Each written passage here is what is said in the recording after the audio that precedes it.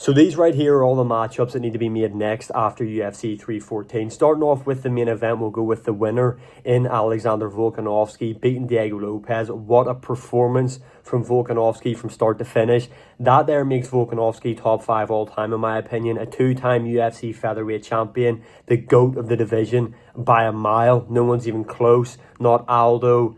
Aldo's overrated in my opinion anyway, but that's for a completely different story. We all know what is next for Alexander Volkanovski. It is Movsar Evloev. I know Movsar Evloev is ass, boring. His fight style's terrible. Let's not sugarcoat it here. No one's going, I can't wait to watch Movsar Evloev fight. But sometimes you have to do right by certain people. The guy's 19-0 now. He's on a bit of a win streak. He's on a serious win streak in the UFC. Despite having no finishes, he's got wins over the likes of Arnold Allen, controversial. Aljamain Sterling, controversial. Diego Lopez, he beat him, who just fought for the belt. Movsar Evloev does have a really good resume, and he does deserve a shot at Volkanovski next. Now, Volkanovski said that he wanted to be active, but I'm pretty sure he injured his hand in a Diego Lopez matchup, and he had to get stitches in his lips and his eye. So I think Volkanovski will be out for a while, but that is the matchup to make next. It makes complete sense in the featherweight division. Movsar Evloev, he's 19-0. The guy arguably should have been fighting for the belt over Diego Lopez, if we're being honest.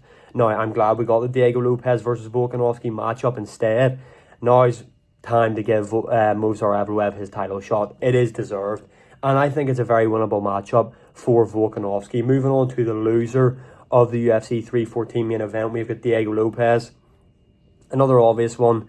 This is a real simple matchup to make. It's Diego Lopez versus Yair Rodriguez for that UFC Noche card. Whether that's the co-main event, if the UFC do go for Ilia Topuria versus Charles Oliveira, or whether that there is the main event, Diego Lopez versus Yair Rodriguez. I'm unsure if UFC Noche is a fight night or a pay-per-view. I'm pretty sure it is a fight night. Regardless, that fight has to take place in that card, whether it's the main event, co-main event, I do not care. There's bad blood there. Both guys, well, Diego Lopez is originally from Brazil, but he represents Mexico. Yair Rodriguez is from Mexico. This would be a massive fight, especially for that UFC Noche card. We've seen the bad blood in the build-up at the pre-fight press conference for UFC 314. Let's see this carry on. Let's see this feud play out. Let's just see who the real Mexican is. Let's just see. Whoever loses this matchup loses their citizenship. Let's just put that on the line. That there is the matchup to make. I know Yair Rodriguez was asked about it in his post-media interview after UFC 314, and he started rambling on about the belt. Why? I don't understand why Hunter Campbell said that to him. Maybe Hunter Campbell was relying on a Lopez win because of Diego Lopez had beaten Volkanovski. Him versus Yair Rodriguez headlining UFC Noche with a title on the line would have been a massive matchup, but that didn't happen. Yair hasn't had a win in like 2 years. It's him versus Diego Lopez, and then if he wins that, let him challenge for the belt again. Let's not have Yair Rodriguez in this false sense of security that he's fighting for the belt next when Movsar Evloev sitting there 19-0, ready and deserving for a title shot. Let's not ruin the featherweight division with shitty booking like we're doing with other divisions in the UFC. So that is the main event booked. Let's move on to the co-main event. We have got Paddy Pimblett starting off first. What a performance Paddy Pimblett had against Michael Chandler. There's no denying this guy's elite. This guy's a proper title challenger. What a performance. Chandler's been in there with the who's who of the lightweight division. Now, yes, he mightn't have beaten everybody. However, Michael Chandler has had pockets of success in there against everybody, nearly finishing those guys as well, like a Dustin Poirier, a Justin Gaethje, twice against Charles Oliveira, and Paddy Pimblett went in there and absolutely shut him down for all 3 rounds, beating the piss out of him. Paddy Pimblett deserves a number 1 contender matchup. This is how I think the UFC's lightweight division is going to play out. Unfortunately, I do think we're going to get Islam versus Justin Gaethje next, which is just ass. Makes 0 sense as well. This is what I mean by some of the UFC's matchmaking recently is ruining really good divisions. That there is a prime example. Islam Makhachev, Justin Gaethje, ass matchup. But I've kind of came to the conclusion that is what the UFC is going to do. Then I think they're going to go Ilia Topuria, Charles Oliveira. I still do believe that is going to happen because there's no way the UFC leaked that on the Josh Emmett, Lerone Murphy fight night card. There's no way some randomers just made that like graphic thing up talking about it, and there's no truth to it at all. I just don't see why anyone would make that and how that accidentally gets leaked. So I'm pretty sure that is what they're going to do. So then that leaves Arman Tsarukyan. Also, I think they're going to do Max Holloway, Dustin Poirier for Poirier's retirement fight. And I know that's a trilogy that doesn't make sense because Dustin Poirier is 2-0 up on Max Holloway. But Max Holloway, it wasn't the best circumstances for him in their second matchup. And go back and watch the second fight. It's an unreal matchup. I'd love to see the trilogy, even though Max is down 2-0. But that then leaves Arman Tsarukyan. Arman Tsarukyan is the #1 contender in the UFC's lightweight division. Him and Paddy Pimblett have had a bit of beef. Paddy Pimblett's calling him a posh boy, which is something that doesn't really make much sense to me, to be honest. Arman Tsarukyan, from my knowledge, obviously comes from a very wealthy background, which in my opinion is really impressive that he's actually decided to knuckle down and get into a sport that is so hard and grueling. Like, he doesn't need to. I'm pretty sure his family have got money that he doesn't have to do this. He probably doesn't have to work, but he chooses to go in there in arguably the hardest sport ever. And he's worked his way up right to being one of the best lightweights the UFC have today. But I think that there is a perfect main event.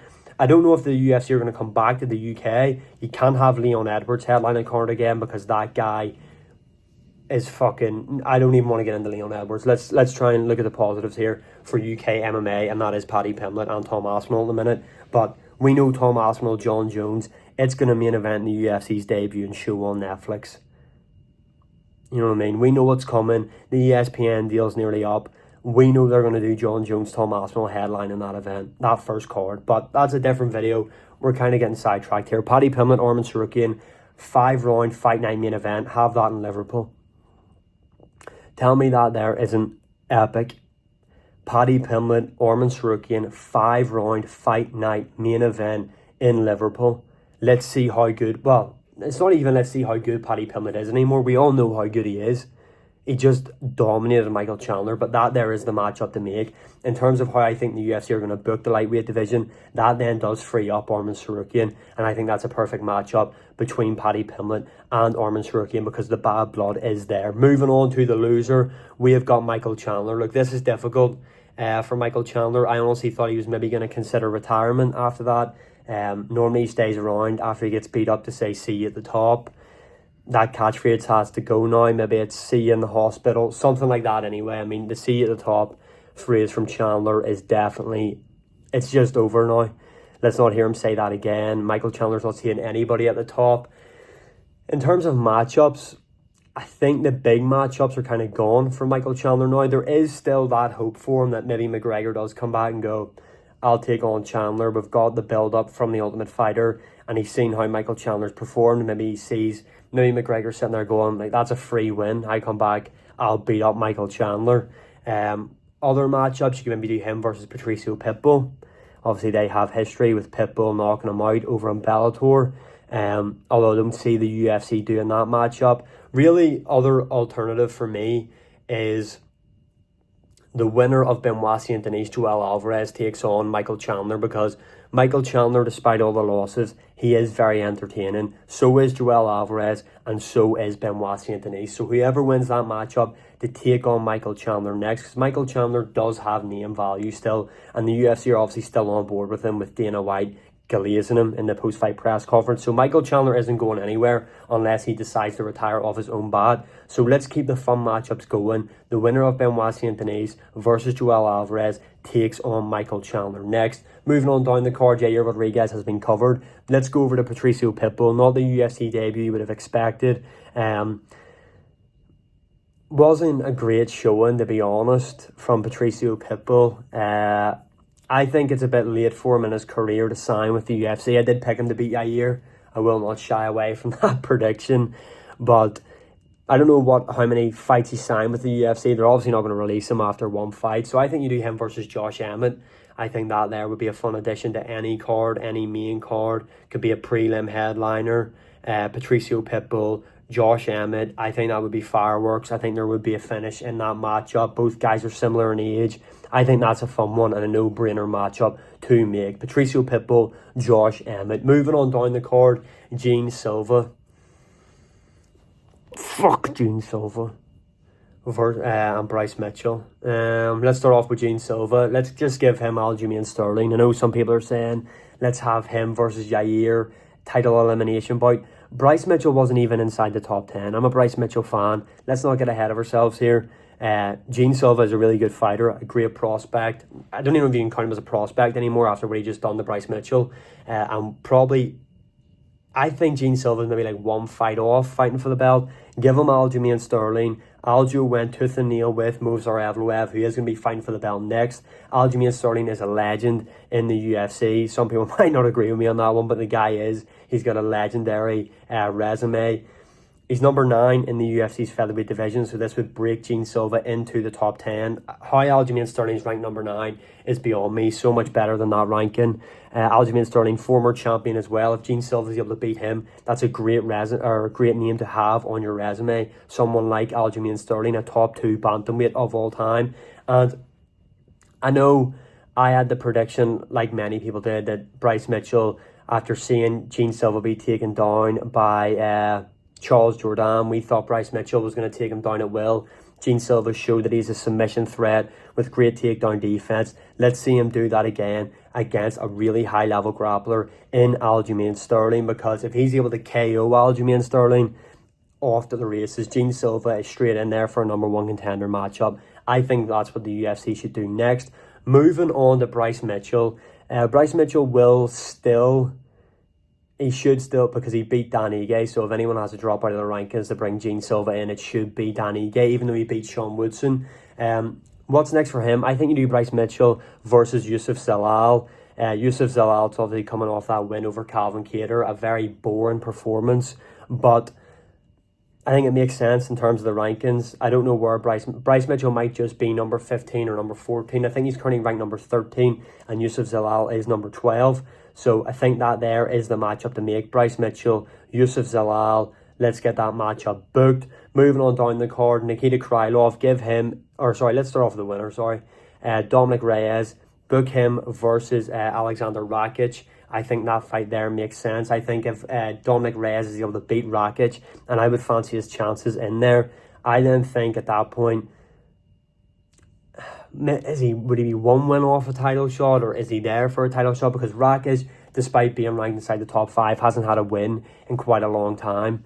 But he could be looking, depending on the landscape of the light heavyweight division, he could be looking at a title shot if he's able to beat Rakic, and I would favour him in that matchup. And finally, let's talk about Nikita Krylov. Let's get this guy more active. Give him the winner of fuck